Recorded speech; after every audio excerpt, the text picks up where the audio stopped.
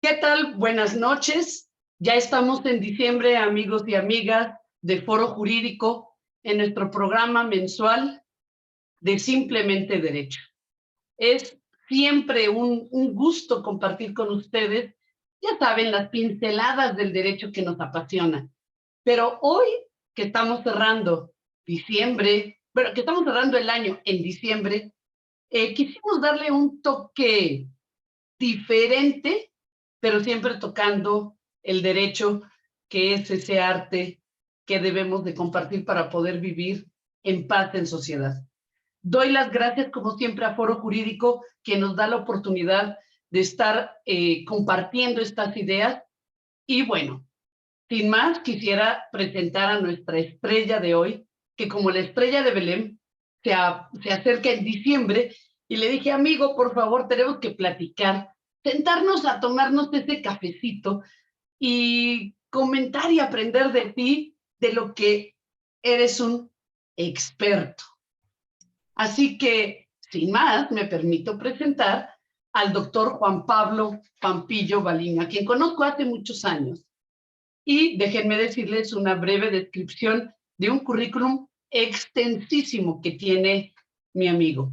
Es abogado por la Escuela Libre de Derecho, doctor en Derecho y premio extraordinario del doctorado por la Universidad Complutense de Madrid, abogado de empresa, profesor de la Escuela Libre de Derecho, investigador nacional nivel 3, es autor o coordinador, nada más pónganlos encima, de más de 80 libros y autor individual de 11 libros. Ha publicado o impartido conferencias en varios países de Latinoamérica, Europa y Estados Unidos.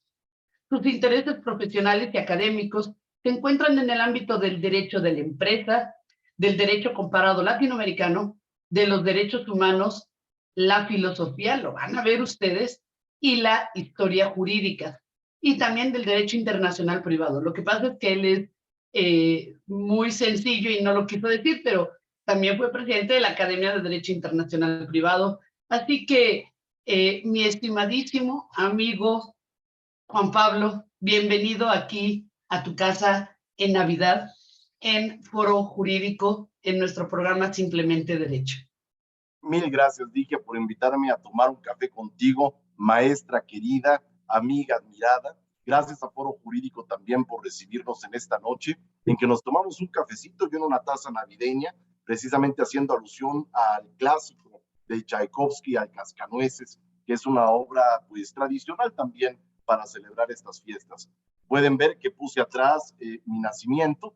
En realidad lo traje para acá conmigo porque no normalmente lo tengo en esta parte de la casa, pero pues para que estemos ad hoc a este programa en el que me has invitado a hablar de un tema que me parece maravilloso, es provocador, ciertamente me has puesto en un aprieto, porque vincular dos cosas tan aparentemente lejanas y distantes entre sí, como la Navidad y el derecho, no es cosa fácil. Me pusiste a pensar en estos días, mi querida Ligia, pero creo que nos vamos a tomar un cafecito muy sabroso con quienes nos están acompañando ahorita y quienes después, de manera asincrónica, como se dice ahora, quieran escuchar este programa, que déjame decirte, es un éxito, Ligia.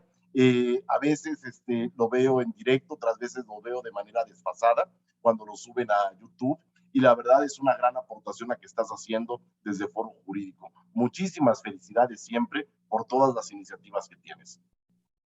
Muchas gracias, amigo. Y déjenme decirles en este programa de cierre de año que sin el aporte y el apoyo permanente del doctor Huerta y de Janet Huerta, no podríamos hacerlo. Es a ellos a quienes les tenemos que agradecer la oportunidad de poder platicar de esto que nos fascina. Y entonces, bueno, querido amigo, como siempre, con todos mis invitados, me permito preguntarte algo muy breve para que quienes nos acompañan y quienes no son abogados y quienes están estudiando para abogados sepan que cuál es nuestra vida. Y entonces, dime, ¿cómo fue tu día de hoy, mi querido Juan Pablo? Como un abogado expertazo en los temas que nos vas a hablar. Pues no sé si expertazo, Ligia, como sabes, pero eso sí, muy apasionado de lo que hacemos. Tengo la fortuna de ser abogado de empresa, entonces mi mañana transcurrió como la de cualquier abogado de empresa, es decir, entre contratos, demandas, amparos, problemas, porque la materia prima de quienes nos dedicamos al ejercicio de la profesión de abogado son precisamente los problemas. Y pues ya ahora, después de terminada mi jornada laboral, a partir de las 6 de la tarde, siempre se extiende un poquito más, en honor a la verdad. Las jornadas de los abogados son extensas. De hecho, quienes nos dedicamos al ejercicio de la profesión, frecuentemente, aunque no trabajamos las 24 horas del día, sí tenemos, dependiendo de nuestras responsabilidades, que estar disponibles 24/7. Pero bueno, de alguna manera o de otra, en esta temporada decembrina, hoy estamos 8 de diciembre, Día de la Inmaculada Concepción para los católicos. Se suele decir que es a partir del 8 de diciembre que debe ponerse el arbolito de Navidad. Para otros, pues se piensa que más bien inicia con el primer domingo de Adviento. La verdad es que muchas de las tiendas departamentales, como aquella en la que tengo el privilegio de trabajar, Liverpool, prácticamente desde el verano adelantan la Navidad y ya vemos las ofertas navideñas y los arbolitos. Lo cierto es que es un periodo muy bello el que estamos viviendo, y en la jornada de hoy, por lo mismo de que nos encontramos en este periodo, me di la oportunidad también de comer con un muy querido amigo, sin demérito de la presente, desde luego, y pues bueno, preparándome también porque mañana tenemos la comida de los profesores de la Libre, donde espero tener la oportunidad de verte. Mañana tenemos una celebración también de los abogados que formamos parte del equipo jurídico de la empresa, una especie como de preposada o de convivencia navideña. Son tiempos efectivamente muy bonitos en los que estamos cerrando ya pues los últimos asuntos litigiosos porque cierran tribunales, y en definitiva, Ligia, un día como tantos otros del año, lleno de afán, lleno de preocupación, pero también lleno de esperanza y lleno de ganas de seguir caminando. Oye, eso de cierran tribunales es literal, ¿verdad? Tal cual. Las calles afuera de los tribunales y las avenidas afuera de los tribunales.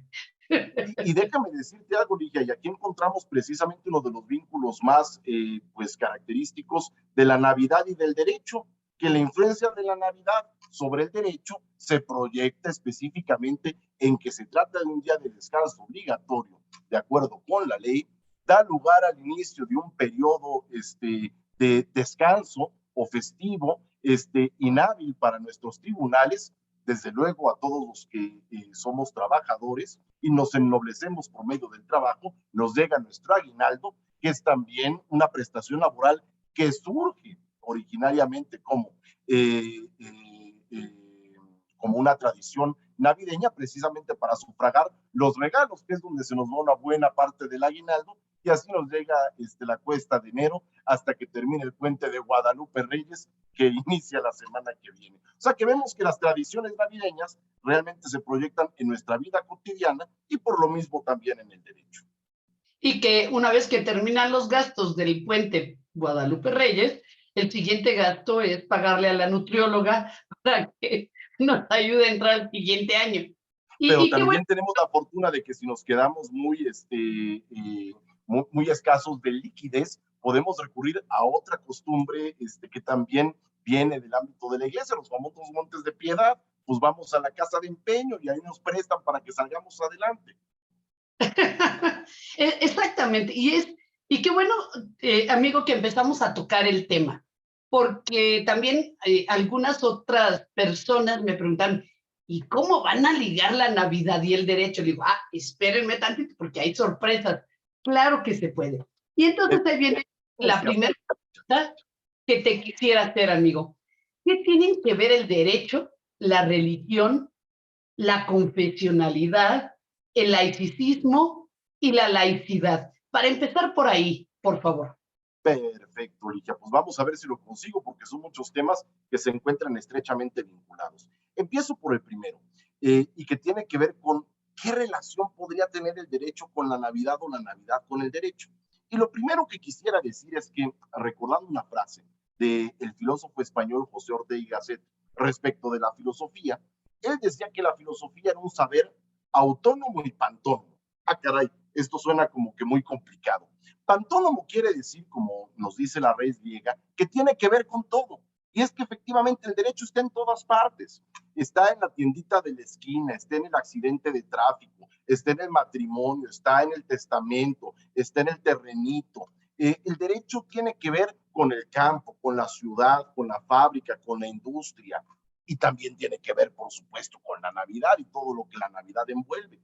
Tanto así tanto así que si celebramos la Navidad como la celebramos, poniendo el Belén, es decir, el nacimiento en el Belén, es precisamente porque el emperador Tiberio, emperador del Imperio Romano, dispuso que se celebrara un censo precisamente en la ciudad de origen de las personas. Y fue por esta razón que José y María de Nazaret tuvieron que ir hasta Belén y ahí llegar, como sabemos, tarde a que les dieran posada y no les daban posada, y finalmente allí fue donde nació nuestro Señor Jesucristo, porque una disposición jurídica así lo exigió.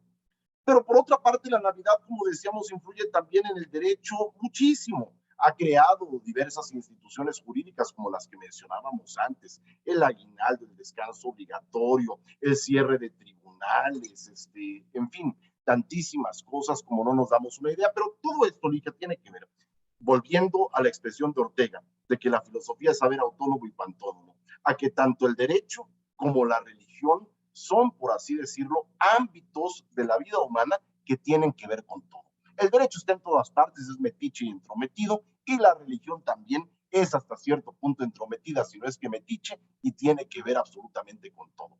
De hecho, en los pueblos antiguos, y pienso en los romanos para beneficio de los juristas que nos escuchan y de los abogados, recordarán en sus cursos de derecho romano que originariamente el jus estaba confundido con el fas, es decir, el derecho civil estaba confundido con el derecho religioso. Sabemos que en todas las culturas antiguas los sacerdotes eran los gobernantes, la famosa hierocracia. Sabemos también de las relaciones, a veces de identificación entre lo político, lo jurídico y lo religioso, que da precisamente a una de las formas de organización social característica de los pueblos antiguos, pero que perdura hasta nuestros días, que es la de la confesionalidad. Porque lo sabemos, hay algunos estados, nación todavía en nuestros días que tienen una naturaleza eminentemente confesional. ¿Cuáles serían estos? Los estados islámicos, por ejemplo, Ligia, donde... Oye, ¿y todavía hay alguno que sea confesional, algún estado confesional cristiano o católico? Ciudad del Vaticano, por ejemplo, para no ir más lejos. También la Orden Extraterritorial de Malta, por ejemplo, que tiene una naturaleza confesional católica. Pero hay que decir algo que es bien importante, dije, creo que esta es una de las principales realizaciones de Europa, de Occidente y a través de la globalización del mundo contemporáneo, que es precisamente la laicidad. Es decir, la separación, la autonomización de los ámbitos de lo religioso, de lo político y de lo jurídico, pero ojo, una separación que no debe traducirse ni significar incomunicación. Frecuentemente se confunden laicidad y laicismo. Y el laicismo, como todos los ismos, y particularmente el jacobinismo, que tiende precisamente a desconocer la dimensión religiosa del hombre, lo que hace es precisamente limitar esa libertad religiosa, que es un derecho humano fundamental, así reconocido por la Carta de Naciones Unidas, por la Carta de la OEA y por todos los instrumentos internacionales, aunque no siempre ni en todas partes se respete.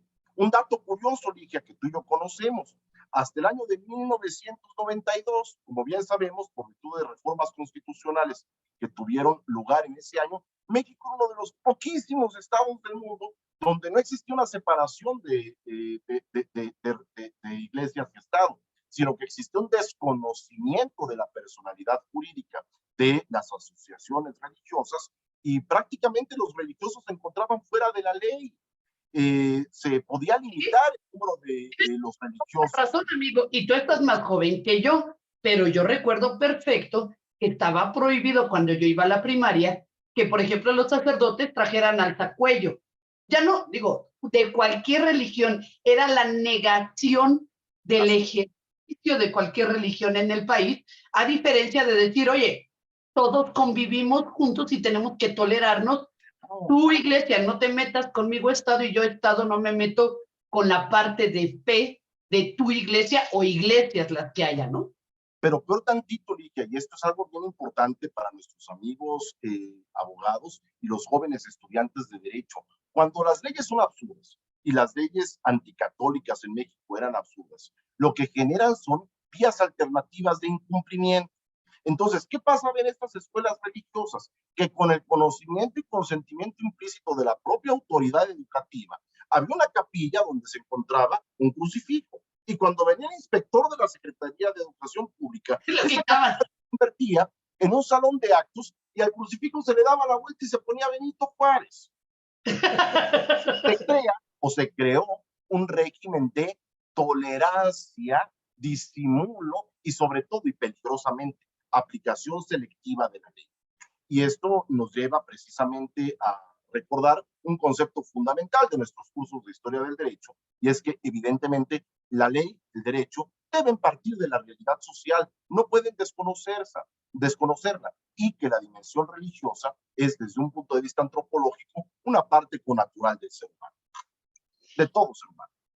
Y siendo esto así, amigo, ¿qué es lo que pasó? Y a mí me llama la atención. Voy a salirme un poquito del tema para preguntarte, porque yo sé que tú eres alguien extremadamente culto. ¿Qué fue lo que pasó, por ejemplo, con los países como la Unión Soviética, en que durante muchísimos años vivieron en ese laicismo en que tenía que estar desaparecida la religión, y cuando cae la Unión Soviética, en automático parece que regresó la religión? Es decir, 70 años de comunismo sin criticar para que cada quien pueda creer lo que guste. Pero ¿cómo es que históricamente pudo sobrevivir esta creencia o permanecer el catolicismo o el cristianismo ortodoxo en Rusia? Fíjate, Ligia, que te doy la respuesta en palabras de Tertuliano, uno de los padres de la iglesia, que decía que la sangre de los mártires es el germen del cristianismo, refiriéndose precisamente a cómo durante la época de las persecuciones, los primeros 4 siglos de vida de la historia de la iglesia, pues fue realmente cuando a través de lo que vino a ser las celebraciones que se daban en las catacumbas, se desarrolló y creció y se extendió por todo el Imperio Romano, la que hacia el siglo IV, con el edicto de Constantino, acabaría por convertirse pues, en una fe reconocida, y después con un edicto posterior de Teodosio, incluso en la religión oficial del Imperio Romano, cosa que estuvo mal, porque en aquel entonces se da precisamente el fenómeno de la confusión derecho, poder y religión, que es contraproducente y que después en Edad Media dio lugar a la querella de las investiduras. ¿Te acuerdas? Todas las diferencias y las disputas entre el papado, el imperio, el concordato de Worms, etcétera. Y yo diría que un poco la historia de las relaciones entre las iglesias, particularmente la Iglesia Católica, y el Estado, o los estados y el derecho, tiene un itinerario de maduración semejante al del ser humano, donde la infancia es dependencia, la adolescencia, como siempre, es rebeldía, es independencia, pero la madurez a la que debemos aspirar es de interdependencia. Es decir, no tienen que estar fundidas la religión, la política y el derecho. Tampoco deben estar abismalmente separadas, incomunicadas y hostigándose entre sí, sino que deben colaborar para que ambas instituciones puedan conseguir el bien público temporal la una y el bien público espiritual la otra. Lo cual nos lleva a una evolución de madurez en la que debemos de buscar esa convivencia entre aquellas personas que en su libertad total pueden decidir no tener una creencia religiosa. Perfectamente válido. Que la tengamos, claro. Y con el Estado que debe de buscar ese bien para todos y podamos convivir en esa búsqueda del bien común sin tener que estarnos peleando. Y la historia ha demostrado que sí se puede. Y que cuando hay extremismo, desgraciadamente llegamos hasta peleas fratricidas en una nación, ¿no? Como la que se dio en México, por ejemplo, que recordamos con el triste nombre de Cristiada o Rebelión Cristera, que fue una guerra civil desgarradora que trajo consigo más de 100,000 bajas, es decir, fue uno de los capítulos de la Revolución Mexicana más sangrientos y que pues casi tenía dimensiones apocalípticas, porque en la facción de los cristeros se gritaba "Viva Cristo Rey", y en algunas partes del ejército oficialista se gritaba viva Satanás, parecía casi una guerra santa. Es algo absolutamente increíble que esto haya tenido lugar entre 1926 y 1929, es decir, de manera muy reciente. Y bueno, lo cierto es que se puede colaborar y se debe colaborar, y en muchos países sucede, países europeos, también en países americanos, desde luego, en los Estados Unidos. A veces nosotros tenemos una idea medio laicista, extremista, hija del liberalismo jacobino del siglo XIX, de la generación de la Reforma y del anticatolicismo del constituyente de 1917, que son anacrónicos, dije, porque la iglesia no es el enemigo a vencer, ni las confesiones religiosas ni la espiritualidad humana constituyen un mal, sino todo lo contrario. Son esfuerzos sociales que muchas veces se realizan para prestar asistencia social, casas hogar, realizar una serie de labores pues filantrópicas que son parte de pues ese esfuerzo de la sociedad civil que debe ser reconocido y apoyado por el Estado. Claro, siempre respetando la libertad religiosa de creyentes y de no creyentes. Y entonces déjame entrar un poquito al tema central. Déjame ir a la Navidad. Y bueno, ya sabemos que la Navidad proviene del cristianismo, pero platícame, ¿la Navidad es una historia real o fue un cuento que alguien nos platicó? ¿Es mito o es realidad? ¿Por qué tenemos que es el 25 de diciembre? Todo el mundo hemos escuchado de que fue una invención para cambiar el sol. Por cierto, el día de hoy la luna está bellísima, se la Precioso, preciosa. preciosa, efectivamente.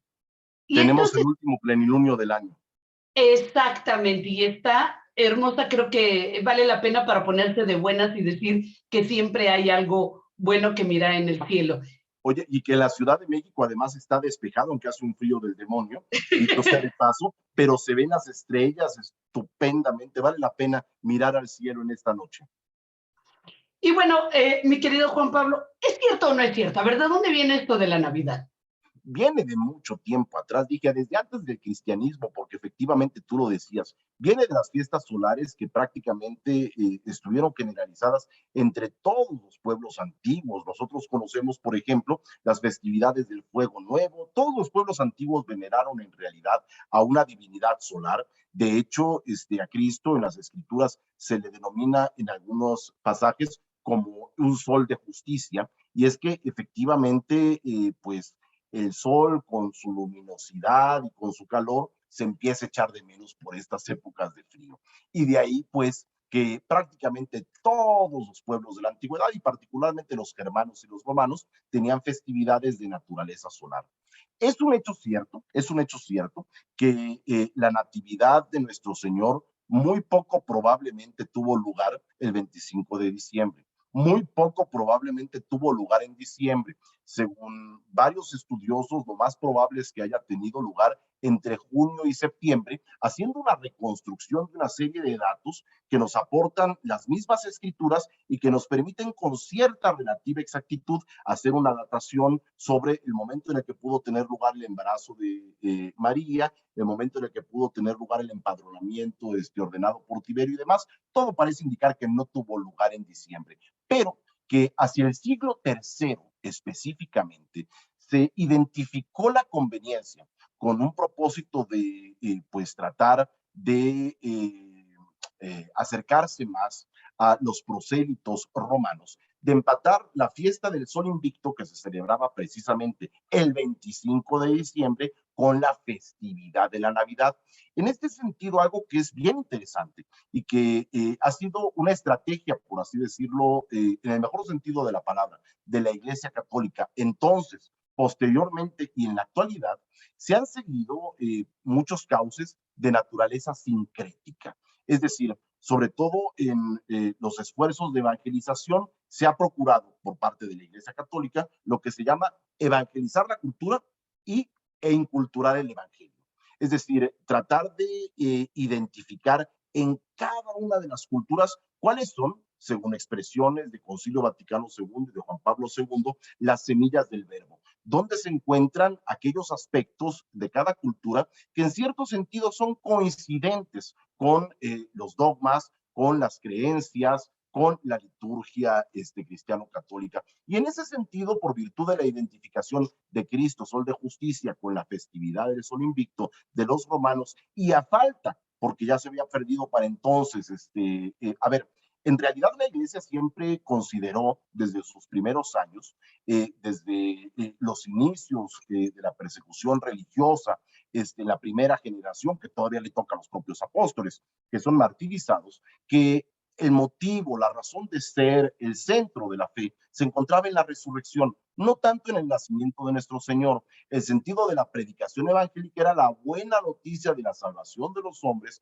conseguida a través del sacrificio. Por ser excepcional y ser la esencia del cristianismo. Claro, de manera tal que solo en un momento posterior, conforme la propia comunidad de fieles fue creciendo y año con año prolongando su vida en la historia, se vio la necesidad de que la liturgia, es decir, ese ritmo propio de la vida de la comunidad, estuviese marcada por distintos momentos, que en un determinado momento del año, sí, cronológicamente bastante bien ubicado, que es el momento de la Pascua, que coincide con la Pascua judía, en el mes de Nisan, en el día 14, con el plenilunio, etcétera. Ahí sí, la Pascua se encuentra muy claramente datada y podemos saber con exactitud la fecha en la que efectivamente murió en la cruz nuestro Señor Jesucristo.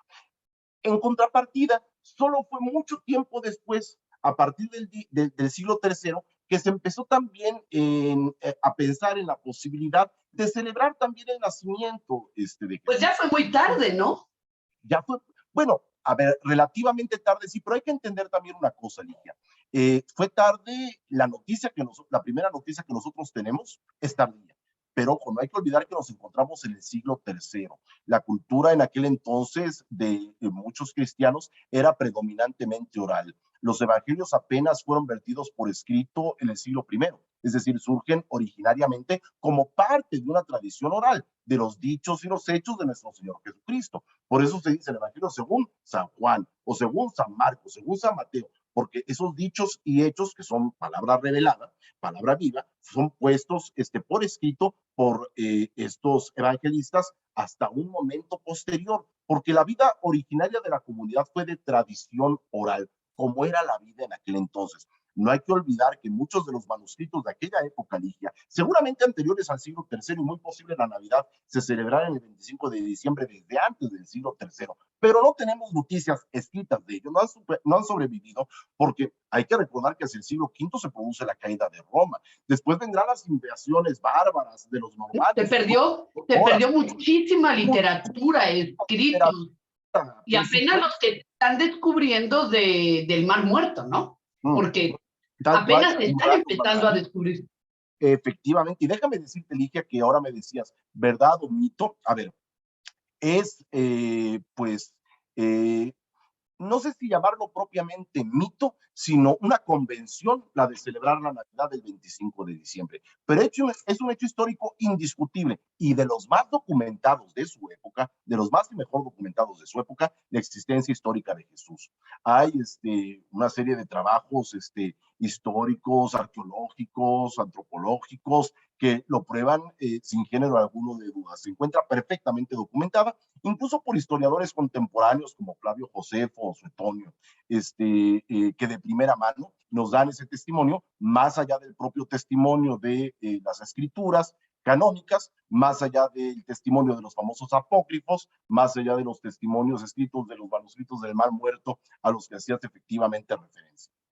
Oye, y el entorno de este acontecimiento que nosotros no sabemos de memoria, es muy interesante desde el punto de vista jurídico. Y a mí me llaman la atención dos temas. El primero, el de los Reyes Magos. Es decir, ¿qué hace reyes soberanos del extranjero viniendo a rendir tributo a un rey extranjero y diciéndole, estamos aquí para servirte? Digo, hoy en día dirías, perdón, pero son traidores, pues traidores que fueron a llevarle regalos a un rey extranjero, o era simple diplomacia.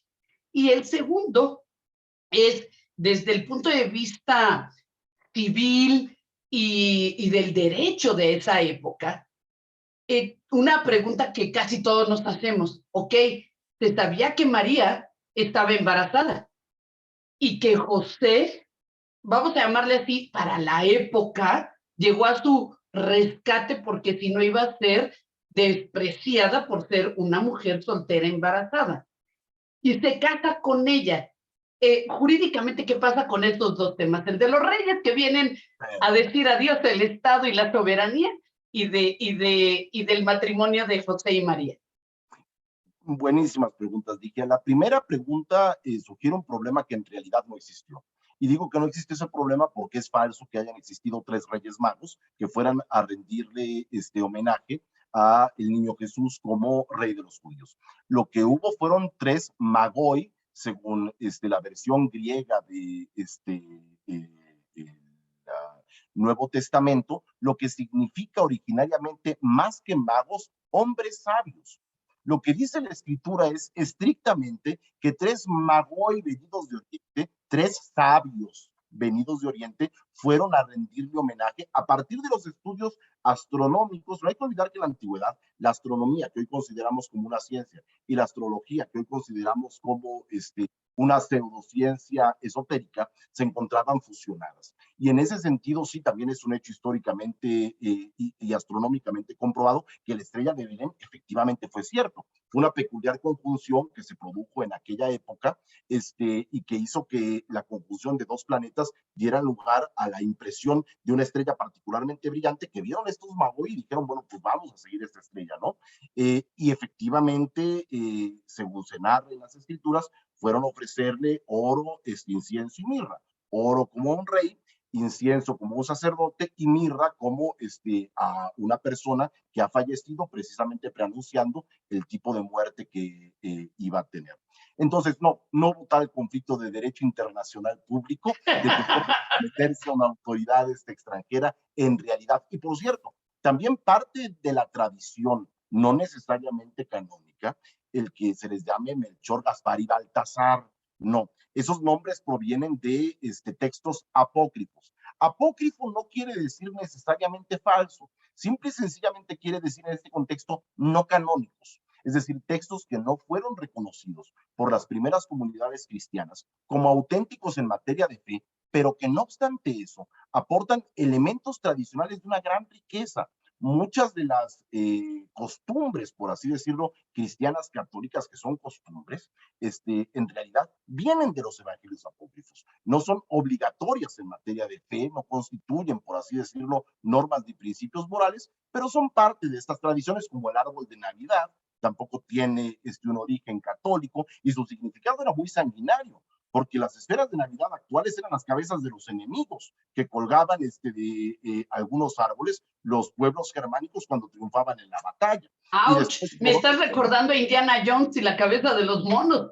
Pues, y efectivamente así fue. Es increíble y cómo pudo evolucionar esa costumbre verdaderamente bárbara, sin ánimo alguno de despreciar a los pueblos germánicos, que nos aportaron otras muchas cosas, por cierto, y que después fueron convertidas en esferitas de Navidad. Y en rojas, eso, además. Claro, precisamente por eso, efectivamente, por evocar o por evocación de la sangre. La segunda pregunta que me haces es muy buena, Ligia, porque en realidad María y José ya eran esposos cuando María queda encinta del Espíritu Santo.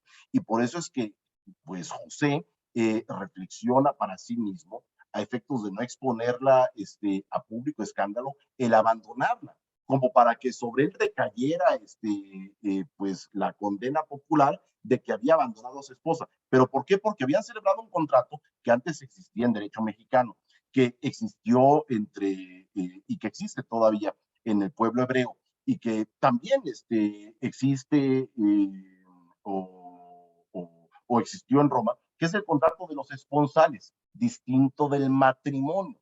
Los esponsales y los esposos no son los casados, los esposos son los que se comprometen a casarse.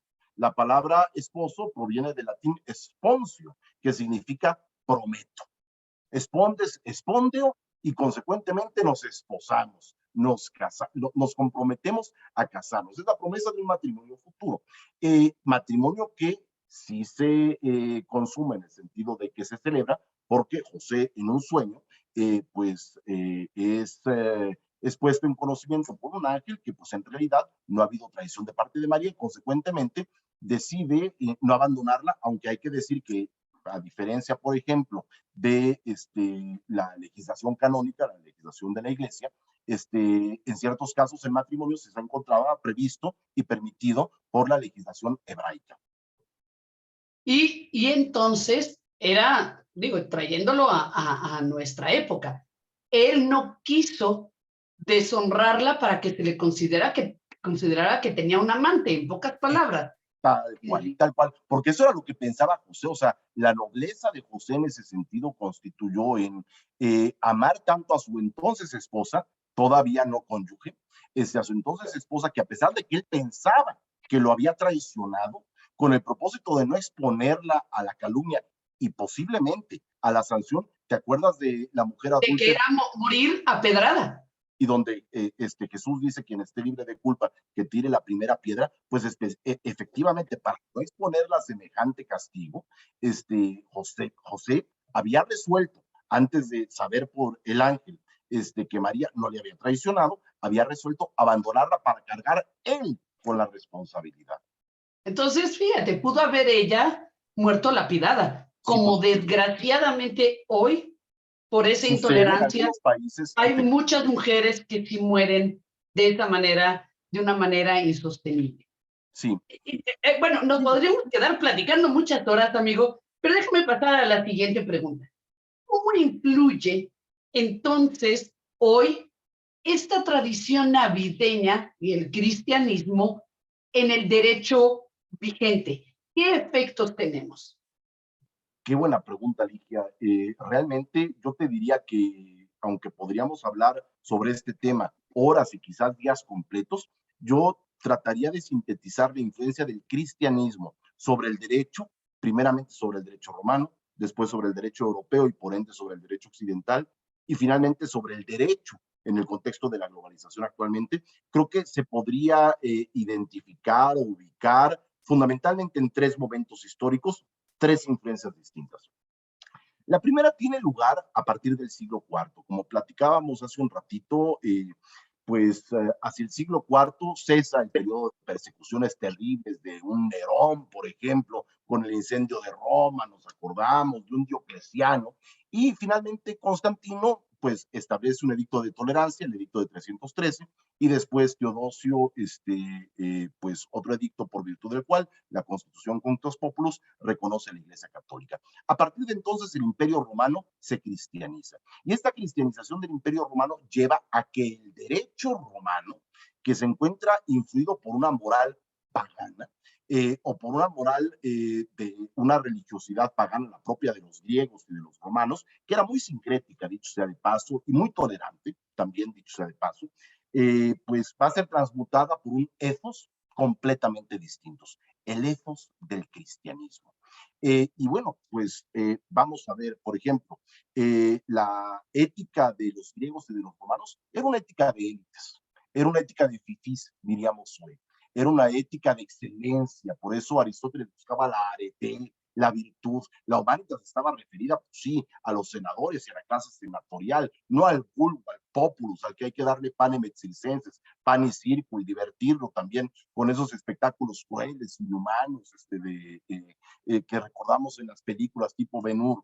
No, la religión cristiana le infunde pues unos sentimientos de piedad, de misericordia, muy importantes al derecho romano, que son el origen de la equidad como la entendemos ahora, no como la entendía Aristóteles, como la entendían los juristas romanos clásicos. Una equidad completamente distinta. Dignifica. Se puede decir que era una equidad de privilegio, ¿no? Claro, ¿no? Y además una equidad, a ver, ¿qué equidad puede haber cuando la patria potestas es el derecho de vida y muerte, como aprendimos? Claro. La patria potestas, la potestad del padre, hasta el punto de que tienen que decir los juristas postclásicos ya católicos, tienen que decir, patria potestas in pietate debet, non atrocitate consistere. La patria potestad consiste en la piedad, no en la atrocidad de matar al hijo, sino de educarlo. Para que eso nos lo tenga que decir el digesto, podemos imaginarnos cómo era el derecho de corrección del pater familias romano, en la época clásica. La condición de los hijos y desde luego de los esclavos evoluciona trascendentalmente. Prácticamente desaparece la esclavitud en el Imperio Romano a partir del siglo IV. A ver, subsiste, desde luego que sí, subsisten los esclavos. San Pablo se refiere en sus epístolas a algunos de ellos que le prestaron algún servicio, recomienda a sus dueños que los traten como hermanos precisamente. Lo que empieza a modificarse la estructura social, decrece la esclavitud, se multiplican las manumisiones, pero subsiste el servilismo, las instituciones serviles que no son propiamente esclavas. Mejora la condición de los esclavos enormemente, mejora la condición de la mujer, la igualdad de los sexos. La Iglesia siempre ha promovido, el cristianismo siempre ha promovido en general esa igualdad. En materia... ¿El segundo momento, amigo? ¿Perdón? Bien, tienes razón porque el tiempo apremia. El segundo momento ya es donde se produce una influencia, ya no tanto en el ámbito ético, sino más bien en el ámbito técnico-jurídico, que estamos hablando de la Edad Media, cuando se está propiamente desarrollando nuestra tradición jurídica occidental, el jus común europeo, el derecho común, y uno de los nutrientes fundamentales del derecho común europeo, junto con el derecho romano, junto con el jus mercatorum o derecho mercantil, que da lugar a la lex mercatoria, es precisamente el derecho canónico. Y ahí hay una serie de instituciones, el Pacta Sunt Servanda, por ejemplo. A veces creemos que el Pacta Sunt Servanda viene del derecho romano. No, los romanos no creían en el Pacta Sunt Servanda. Que para quienes no son abogados, el Pacta Sunt Servanda es que cada quien debe de cumplir con lo que ofrece y a lo que se obliga, en pocas palabras. Tal cual, y que más allá de que lo hagas por escrito, lo hagas de manera oral, lo hagas en papel sellado o ante notario, si das tu palabra es suficiente. Para los romanos se requerían ciertas formalidades, había ciertos tipos de contratos, o sea, si celebrabas un contrato transmiticio de dominio tenía que ser arrendamiento o donación. Si le llamabas de otra manera, no tenía la eficacia translativa. No sé si me explico. La Iglesia dijo, y el derecho canónico dijo, no, la sola palabra, el solo darnos la mano es suficiente, la promesa, sin necesidad de formalidades, de juramentos. ¿Qué tiempos aquellos que me gustaría ver de nuevo, en que todos cumpliéramos nuestra palabra? La honráramos, efectivamente, dije. Otra muy importante, la cláusula implícita rebus sic stantibus. La aclaro específicamente, tienes razón, para nuestros amigos que no necesariamente la conocen. En los contratos que se proyectan en el tiempo, puede ser que si tienen una proyección de 1 año, de 5 años, de 10 años, las condiciones en las que se firmaron vayan cambiando. Ahorita lo vimos con la pandemia, por ejemplo, las condiciones cambiaron.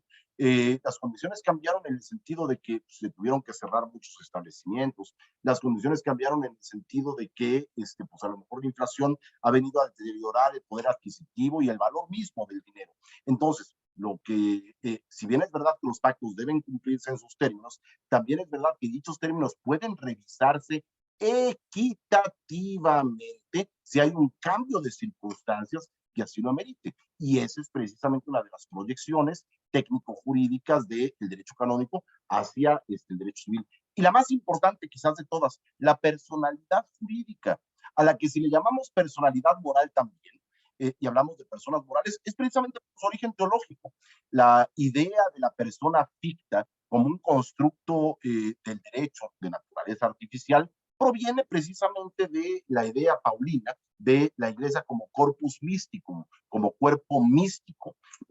Para diferenciar, y esto es algo muy importante, lo característico de la persona jurídica, de la persona moral, es la distinción entre la persona jurídica y las personas físicas que forman parte de ella. Entonces, esto mismo tiene que, de alguna manera, elaborar el pensamiento teológico de los primeros siglos de la Iglesia para defender que la Iglesia es santa. ¿Cómo puede haber una iglesia santa si está formada por pecadores? Precisamente porque son dos cosas diferentes. Una cosa es la iglesia peregrina, donde los pecadores o los hombres efectivamente débiles, frágiles y falibles, pues cometen pecados, y otra cosa es la iglesia triunfante, cuerpo místico de Cristo, que está ante sin mancha. Y que no tiene nada que ver, y entonces ahí ya no puedes decir que hay una confusión, sino que es una persona independiente. Se le llama persona moral, que actualmente ya la tendencia es llamarles personas jurídicas, porque incluso mucha gente decía, y esto es que si no pagan impuestos, ¿cómo es persona moral? Son personas inmorales. Entonces, hasta de broma se empezó a utilizar esto. Bueno, y ahí está con la responsabilidad penal de las personas jurídicas que se introdujo en nuestro país en el Código Nacional de Procedimientos Penales, ¿no? Las personas ya pueden delinquir. A nosotros nos enseñaron, societas delinquen y non potest. Las sociedades no pueden delinquir. Pues ahora resulta que sí. Ya que también hay personas jurídicas delincuentes. Personas morales ya no son inmorales, sino delincuentes. Y entonces, déjame aterrizar un poquito los efectos jurídicos que trae la Navidad. Creo que algunos son de carácter económico, otros laborales. Platícame, ¿cómo influye esta Navidad en temas tales como el aguinaldo, las vacaciones, los días de descanso obligatorio? Perdón, y esto no es broma, el alcoholímetro, que tiene mucho que ver con la ley en Navidad. Es más, nos acaban de anunciar, creo que el jueves pasado, dijeron, ya viene la época navideña y regresa el alcoholímetro, como si Navidad, ergo, alcoholímetro, ergo, Paquita o Torito. Y luego, un tema que quisiera preguntarte, que si quieres lo dejo hasta el final, ¿cómo justificamos en el presupuesto en derecho administrativo que en diciembre se tiene que tener más dinero para adornar por parte del gobierno? Porque, a ver, las luces que ponen en todos los edificios públicos lo pagamos de nuestros impuestos, pero está en el presupuesto y está aprobado. ¿Qué me puedes platicar de esto, amigo? Híjoles, dije, me pones en un verdadero aprieto. A ver, yo creo que sí, como parte de la vida cotidiana, como parte de la vida en sociedad, el Estado, se ocupa de reconocer la dimensión festiva de los hombres y de las sociedades. Y efectivamente se reconoce la necesidad del descanso dominical, por ejemplo, que también es una influencia del cristianismo, antes del descanso del Shabbat, ahora afortunadamente los dos, tanto el sábado como el domingo, que son conquistas. Y ahora quiero yo una celebración el viernes también para que podamos tener. Oye, Ligia, pero además el año sabático, es que, a ver, nosotros hemos dado pasos para atrás, pero en realidad, algo que ha tenido yo creo que de muy humano, la religión cristiana, pero también el judaísmo, y en general todas las religiones, es que reconocen esta dimensión de que el hombre no es para el trabajo, sino que el trabajo es para el hombre, y que se requiere del descanso, se requiere de la recreación, se requiere de la convivencia, y se requiere también de la fiesta. Entonces, yo no veo mal, por el contrario, que el Estado participe, promueva, incentive la celebración de ciertas fiestas. Ojo, en un estado como el nuestro, donde aunque un porcentaje elevado de la población es cristiano y cristiano católico, debe hacerse siempre con respeto a otras confesiones religiosas y también no solamente respetando, sino incluso promoviendo festividades de otra naturaleza propias de cada comunidad. Hay que recordar que nosotros vivimos en un estado complejo, es decir, no es un estado unitario, es una federación cuyas entidades federativas a su vez se encuentran organizadas en municipios, las ciudades muchas veces en barrios. Entonces, bueno, cada comunidad yo creo que tiene todo el derecho a que la sociedad políticamente organizada, pues sí, de los propios recursos que se recaudan, pueda eventualmente participar en la organización de fiestas. Ojo, y que quede muy claro. Y yo prefiero que se invierta alguito de dinero, alguito chiquito de dinero en ese tipo de celebraciones y no luego en los desvíos de los recursos públicos de los que hemos tenido noticia, que eso sí realmente nos dieren, porque son una patrimonialización de recursos públicos que nos cuesta mucho trabajo a los contribuyentes aportarle al presupuesto. Y una pregunta de derecho constitucional, amigos, sería, oigan, si en la Ley Federal del Trabajo hay días obligatorios de descanso, en que algunos de ellos están ligados precisamente a esta tradición cristiana y de la Navidad, como el 25 de diciembre, ¿por qué no alguna persona que profesa otro tipo de religión diría, pues también yo quisiera que se oficializara mi día y también quisiera que pusieran adornos en la plaza de la Constitución de mi religión? ¿Por qué no? Pues, pero entendiendo que habemos gente de muchas religiones o sin religión en México, y desde el punto de vista constitucional, artículo 1, todos somos iguales, gástale de tu presupuesto también por acá, o el que no sea el domingo, sino también el sábado, porque sabemos que hay muchas empresas que trabajan en sábado. Y las vacaciones son clásicas de las escuelas para Semana Santa. ¿Por qué no? ¿Qué pasa ahí en un país como el nuestro que está bien, tendremos un 60-70% de cristianos, de cristianos quizás lleguemos a un 80%, Ujú. pero muchos de ellos no lo profesan. Y el, Tal cual. Como se dice ahora, creyentes, pero no practicantes. Que pues, claro, es una diferencia artificial. O eres o no eres. pero ¿qué pasa con ellos? ¿Podrían o no podrían reclamarlo, amigo? Es una gran pregunta, Ligia, que no solamente no te voy a contestar, sino que te la voy a, más bien, que te la voy a tratar de contestar planteándolo en un ámbito un poquito diferente. Fíjate que algo que me gusta a mí de los países más evolucionados por lo que hace a su derecho eclesiástico del Estado es precisamente la manera en la que articulan la convergencia entre el sector público y el sector privado de naturaleza religiosa por lo que respecta a la educación de los niños. Se considera como un derecho fundamental y así se encuentra recogido a nivel universal y a nivel regional, europeo, americano y africano, el derecho de los padres a educar a los hijos y del Estado también a intervenir en la promoción de la educación. Se ha considerado en algunos países de la Unión Europea, y esto me parece interesantísimo, que los padres tienen derecho a que sus hijos tengan una educación religiosa y que cuando sus hijos son enviados a estudiar en una escuela pública, tienen derecho a una educación religiosa precisamente según el credo de su fe.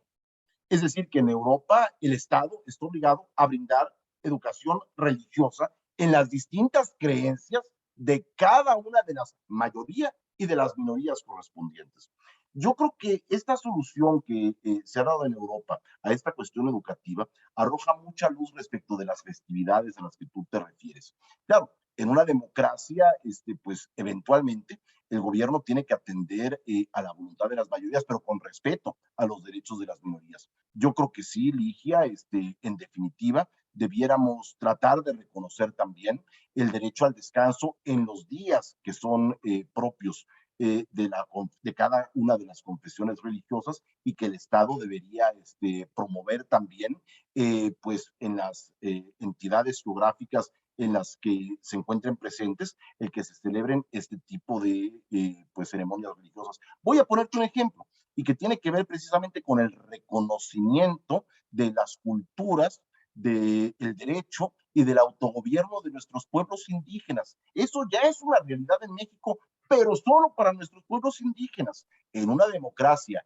laica, no laicista, laica, con una laicidad madura y equilibrada, efectivamente, debiera el Estado promover que cada comunidad religiosa pudiera alcanzar ese reconocimiento. Estoy convencido de ello. Y entonces, tanto gobierno como empresas y todos tendríamos que ajustarnos para respetar esas creencias, claro, sin abusar, para que no tengamos 374 días festivos en México, que mira que nos gustan las fiestas. Y para cerrar esta fiesta navideña, querido amigo, te pediría que nos platicaras un cuento o más, que nos digas, porque, a ver, la verdad es que la Navidad tenemos que reconocer, independientemente de la fe que profesemos, que es una oportunidad para sonreír, una oportunidad para podernos encontrar como personas de cualquier fe, de cualquier creencia, de cualquier sentido político, de cualquier color, para poder sonreír. Y no hay mejor cosa que poder ocupar la imaginación más allá de lo mundano, de lo comercial, etcétera. Y creo que una cosa que el derecho protege y que debemos de defender a toda costa es la libertad. Y dentro de esa libertad el poder sonreír e imaginar. Y entonces por eso te pido que nos digas algún cuento, que nos cuentes, por favor, amigo. Fíjate, Ligia, que yo tenía pensado platicarles un poquito de los cuentos de Dickens famosos de Navidad.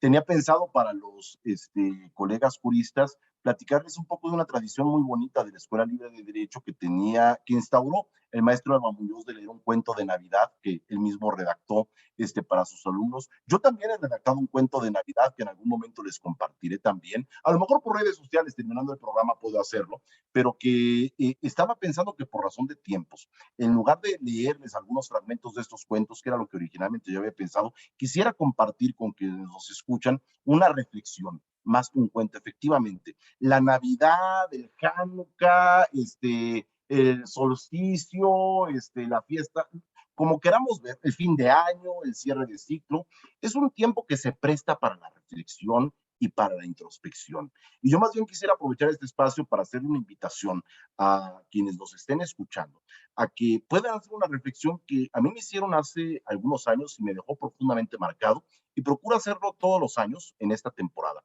que es la reflexión de la muerte. No sé si tú la conoces, Ligia, que es muy bonita, es una reflexión que originalmente surge en el contexto de los ejercicios ignacianos de la Compañía de Jesús, pero que es tan buena que hoy por hoy muchos gurús de el liderazgo, la cultura corporativa, la llevan a la práctica. Y es básicamente una reflexión que consiste en lo siguiente, que hagas consciente y escribas por escrito cuáles son tus sueños, para que puedas, a partir de la identificación de tus sueños, convertirlos en propósitos, y esos propósitos a su vez traducirlos en objetivos que puedas trazarte para el año entrante. ¿Cómo le hacemos a través de este ejercicio de la muerte para identificar tus sueños? Bueno, en primer lugar, entender que el ser humano, todos los seres humanos, somos pluridimensionales, como se dice ahorita. O sea, tenemos una dimensión personal, espiritual, que tiene que ver con nuestro físico, que tiene que ver con nuestra salud física, que tiene que ver con nuestra apariencia, que tiene que ver con nuestra espiritualidad. Pero también somos seres que vivimos en sociedad, y la primera comunidad a la que pertenecemos es la familia. Y otra comunidad muy importante a la que pertenecemos es la comunidad del trabajo. Y otra comunidad muy importante a la que pertenecemos es, pues, el entorno más extenso que nos rodea, digamos, la ciudad, México. La polis. La polis, exactamente, tú lo has dicho, Ligia. Entonces, este ejercicio de reflexión de la muerte consiste en que te plantees, por el espacio del tiempo que tengas, lo ideal es que le dediques un buen tiempo, pero lo puedes hacer también muy rápido, que te plantees que estás en tu propio funeral. Y entonces en ese funeral te encuentras en primer lugar a tus papás. Bueno, muchos no tendremos papás pues, porque se nos adelantaron, o muchos no los tuvieron porque fueron huérfanos. Entonces imagínate a tus papás como los hubieras querido tener. ¿Y qué te gustaría que dijeran de ti en tu funeral? Escúchalos. Es que me gustaba que Ligia fuera tal. Yo recuerdo que Ligia, lo que era más increíble de ella era cuál. Vas anotando eso. Luego, al funeral llegan también tus hijos. Bueno, es que soy muy joven para tener hijos. Bueno, imagínate que moriste maduro y que tenías hijos. ¿Qué quieres que digan de ti? No es que mi mamá era, no es que mi papá era. Luego, igual, tu cónyuge, o tu pareja, o tu socio, le llaman conyugal, ¿qué te gustaría que dijera de ti? E igual lo haces con tus hermanos, y si no los tienes, te los inventas, con tu entorno familiar. Luego, con tu entorno de trabajo, ahí va a estar tu jefe. ¿Cuál jefe? El que tú quieras, el más admirado. No es que mi colaboradora Ligia, no es que mi colaborador Juan Pablo, tus subordinados. No es que mi jefe, mi compañero de trabajo. Luego, ¿te imaginas que has tenido el trabajo que siempre quisiste? Secretario general de la ONU, presidente de la República, presidente de la Corte, lo que quieras. ¿Qué es lo que quisieras que todas las personas que quisieron llegar ahí dijeran? Y por último, te enfrentas contigo mismo. Llegas tú, tu imaginario, ¿qué es lo que te gustaría que ese alter ego, por así decirlo, dijera de ti? Bueno, haces la anotación de tus sueños y los divides en la dimensión personal, la dimensión familiar, la dimensión profesional, o laboral, y la dimensión más amplia social. A veces hay quienes tienen otros ámbitos más específicos, el ámbito artístico, el ámbito académico, tal de tal, ¿no? Bueno, ya sabes cuál es tu sueño. Ahora, ese sueño con la realidad que te caracteriza por tu herencia, por tu circunstancia social, económica, actual, ¿cómo puedes traducirlo en un proyecto a mediano plazo, a 5 años. Y digo a mediano plazo, ¿por qué? Porque como diría Keynes, en el largo plazo todos estaremos muertos. Entonces, a mediano plazo planeamos, a 5 años. Te trazas ese propósito y luego ese propósito lo conviertes en un objetivo. Bueno, este año de 2023, para lograr mi propósito a 2027, voy a hacer A, B y C. Y esos objetivos los fijas en tu calendario todos los lunes, para que los días lunes, al momento de revisar tu agenda, digas, no, esta cita no tiene nada que ver con mi objetivo. No voy a hablarle a fulanito porque no me cabía en mi agenda y sí tengo que verlo. No he visto a mi mamá. No he hecho ejercicio. Y entonces vas poco a poco, a través de acciones concretas, realizando objetivos que te llevan a tus propósitos, que te permiten lograr tus sueños. Y tus sueños no son otra cosa, sino lo que quisieras, que la gente a la que más amas dijera de ti al momento en el que cerraste el ciclo de la vida. Y yo creo que la Navidad es un buen momento, Ligia, precisamente para celebrar el ciclo de la vida, dar gracias, compartir, pero también plantearnos el reto de tratar de ser, aunque sea un poquito mejores. Muchísimas gracias, querido amigo. Fíjate que es toda una lección lo que nos acabas de dar, y más allá de quienes somos abogados, creo que tenemos derecho todos a soñar, derecho a ser libres para lograr esos objetivos, y tenemos derecho para tratar de hacer felices a los que nos rodean. Y antes de cerrar, quisiera leer algunos de los comentarios que tenemos, incluso preguntas. Te dicen: felicidades, doctor Juan Pablo, por su disertación. ¿Cómo puedes manejar dos caras en un sistema laico? Es decir, tú eres abogado que trabajas en un sistema laico, etcétera, pero por otro lado tienes creencia religiosa y tienes que manejar esas dos dimensiones. Porque vamos a ser sinceros, y me encanta esta pregunta. Cuando aterrizamos en este mundo que te jala hacia lo pragmático, muchas veces dices, esto puede llegar a chocar con los principios religiosos o morales, ¿no? Otra pregunta, te dicen, salud y ¿La felicidad. respondo la respondo o nos la guardamos? Déjame hacerte las tres preguntas para que dividamos el tiempo lo más rápido posible. Nos dice Oscar Servín, ¿qué nivel de influencia tuvo la helenización de Judea en la interpretación cristiana del judaísmo? ¿Se puede inferir que Juan Bautista era judío o estenio? Me encanta la pregunta. Y luego don Oscar nos dice, me gustaría que sí el doctor Juan Pablo nos compartiera su cuento de Navidad y el del maestro Alba. Entiendo que el de este último está publicado en una de las revistas anuales de la Escuela Libre de Derecho. Entonces, si eres tan amable, las tres preguntas, por favor, mi Con querido todo Pablo. gusto. Y además, un saludo muy afectuoso a Oscar Servín, muy querido amigo, y también a don Enrique Saldaña. Muchísimas gracias, y a todos los que nos están acompañando. Primeramente, sobre ese desdoblamiento de la personalidad, que efectivamente parecería una exigencia del Estado laicista, no laico. El Estado de libertades, el Estado social de derecho y de justicia, permite que tengamos, salvo que seamos esquizofrénicos, una sola cara, una sola personalidad. Si bien es verdad que esa personalidad tiene que ajustarse con prudencia. Ajustarse con prudencia no es ser dos caras entre dos personalidades, es no ir de shorts a un velorio, por así decirlo, ni nadar con corbata. No sé si me doy a entender. Es prudencia, es sencillamente estar a tono con el contexto con el que te encuentras. No vas a llegar a carcajadas a un velorio, ni vas a llegar tampoco en un evento festivo de plañidero. Entonces, es estar a tono, es estar a tono. Espérame, déjame contradecirte tantitito. Venga. Con la historia que nos acabas de platicar, con la lección que nos acabas de dar, a mí sí me gustaría llegar de fiesta a mi funeral. Perdón. Bueno, sí. Por favor. Bien. Pues, de acuerdo. Estuve ayer, por cierto, en un funeral que me dejó impresionadísimo, y aprovecho para mencionar a quien falleció, Lourdes Peñalba, y a su hijo, mi mejor amigo Jesús Mario Tellería, que para mí era como una madre, Lourdes, y Jesús Mario como un verdadero hermano. Y qué hermoso fue precisamente que se tocó la novena sinfonía en la misa de despedida, como un evento festivo, y efectivamente es una fiesta para quienes tenemos fe, sobre todo en una vida venidera. Pero bueno, contesto las preguntas de Oscar Servín y perdónenme por lo anecdótico. Sí, sin duda alguna, querido Oscar, estaba muy difundida la cultura helénica en la Palestina de aquella época. De hecho, uno de los aspectos más notables, por ejemplo, de la influencia del helenismo sobre el derecho romano y sobre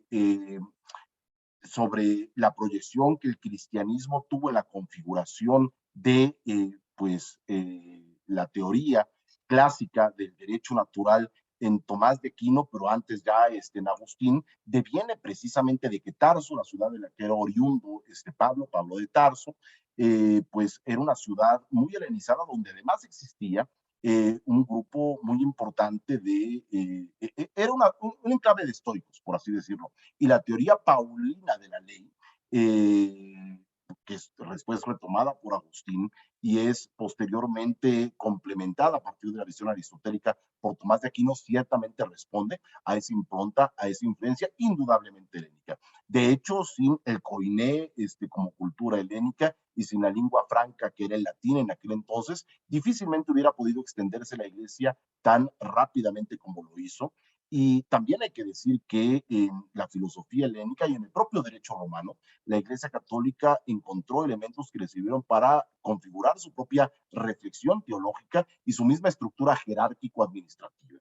Es decir, por eso es que la Iglesia fue también un vehículo muy importante en la Edad Media para la preservación de la cultura clásica, porque la Iglesia vivió de la cultura clásica, se nutrió de ella su teología y su propio derecho. Y bueno, la tercera pregunta del maestro Servín es, que comparta, desde luego que sí comparto en un ratito más.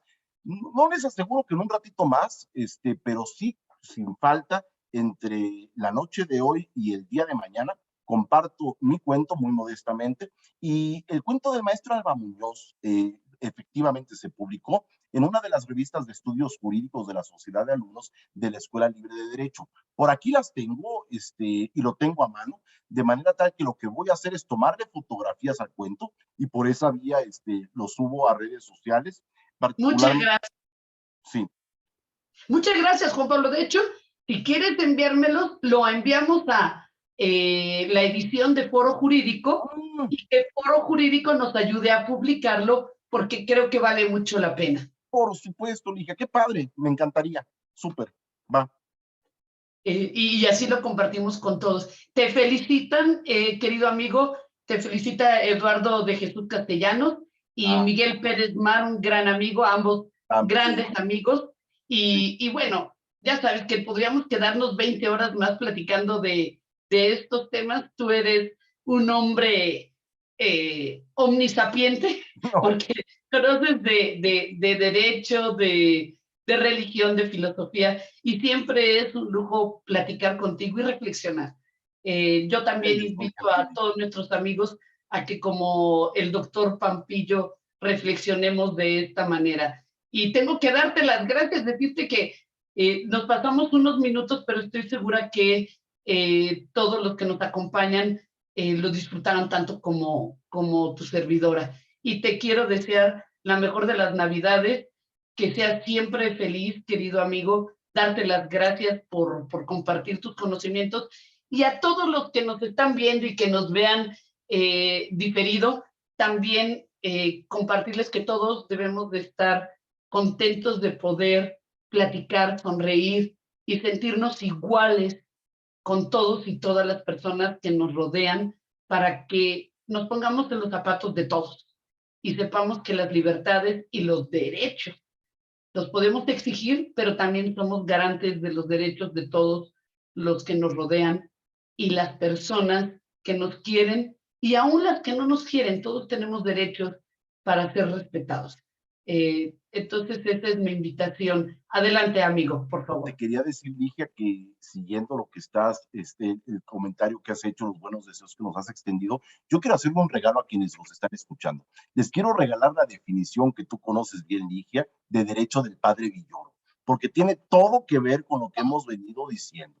El padre don Miguel Villoro Toranzo, que además de sacerdote jesuita, fue un extraordinario jurista cuyas obras en materia de filosofía del derecho siguen siendo leídas muchos años después, definía la justicia de una manera bellísima. Decía que el Bellísimo. derecho es el mínimo de amor exigible en sociedad. Colegas abogados, tenemos efectivamente que tratar por lo menos de asegurar ese mínimo de libertad, de respeto, de dignidad, en definitiva, de amor que a través de nosotros la sociedad le debe a todas las personas. Perfecto, amigo, no puedo decir nada más. Solamente darle las gracias a todos los que nos han acompañado este año y nos veremos el año que entra para seguir platicando y difundiendo y hablando de derecho. Muchísimas gracias, un abrazo a todos, que tengan muy bonitas fiestas, disfrútenlo y para quienes no comparten la religión católica, les deseamos el mejor de los años, que sean tan felices como lo han querido ser y lo serán siempre. Muchas gracias. Gracias, Ligia.